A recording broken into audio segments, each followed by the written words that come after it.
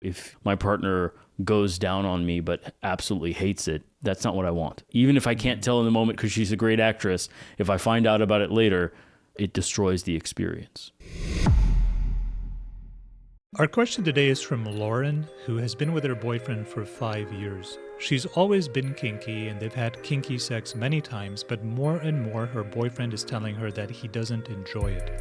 He doesn't like degrading or hurting her because it feels unnatural and forced, and he feels that he has to become someone that he's not while they're having sex. They've had many fights about this to the point where they've almost broken up.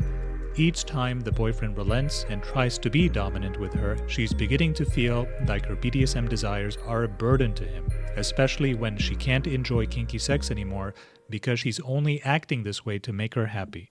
There are, in intimate needs, a need to participate in the experience with your partner. It really is different to be with a partner who loves you back than to just be with a partner you love. I need you to love me, right? It's very different than saying, hey, I need you to pick up the groceries because I picked them up last week. So if you do it even though you don't really want to, it's actually a mark of love. I feel even more loved that you did it because you didn't want to. In these desires, it's completely different. No, if my partner goes down on me but absolutely hates it, that's not what I want. Even if I can't tell in the moment because she's a great actress, if I find out about it later, it destroys the experience. And so that is very true for Kink. And he is clearly not enjoying this. This is what it sounds like when someone is role-playing rather than integrating their own shadow. This is not what he would explore. He is playing out her fantasy. And so I think the opportunity is for them both as a couple to explore his fantasies more in detail and figure out what he wants sexually if she puts all of her desires aside, but not the desire to be desired. Hey all, this is Athos. If you're enjoying this content and you'd like to see more, please be sure to spank that subscribe button. It's been very naughty. And if you'd like to have your question answered on the show, please feel free to ask us by email at deeperkink@gmail.com or click the link in the description below to complete the form. Now, back to the show. Well, from what I'm getting from the question, I mean, he just may not want that intense of a sex life. Mm-hmm. He just may want vanilla sex, and he doesn't have those sort of dominant tendencies that he needs to at least express in the bedroom. Maybe he's dominant in other domains, but at least sexually he's not. And they've been together apparently for 5 years, and they've had a lot of communication about this. They've almost broken up about it. Then he comes back and tries again. So I think I'm a bit more pessimistic than you are. I don't think this is a viable relationship because just from the tone of the question, this is really important to her. I mean, she said she's almost broken up over this multiple times. And the only reason they haven't is that he just comes back and tries one more time. And now she knows it, right? Now she knows it in her bones that he doesn't feel it. So it's not going to be like one fine day he becomes a little bit of a better actor, right? And she's going to believe it then. So I think the ship has sailed. If this was, 2 or 5 months in, like this is 5 years into the relationship, he's been very honest. He says, look, it feels, the words he's using, it feels unnatural and forced. And most specifically, it feels like he has to become someone that he's not. So he's self-aware enough to say that, listen, when you want me to do these things, I know for a fact that that's not who I am. And it seems that she wants to be with somebody sexually that is different from what he's able to give her, and that they have both communicated enough to arrive at that realization with the assurance that it is probably the correct conclusion, that they are just not compatible sexually. And now the next question they both have to ask themselves is, given that this incompatibility is there, what does that mean for the relationship? Is it a deal breaker or not? For her, really, because he seems to be just fine with vanilla sex, it seems. And there's nothing wrong with that at all, to be into vanilla sex and not kinky sex, as long as you know what you're doing. She has a choice to make.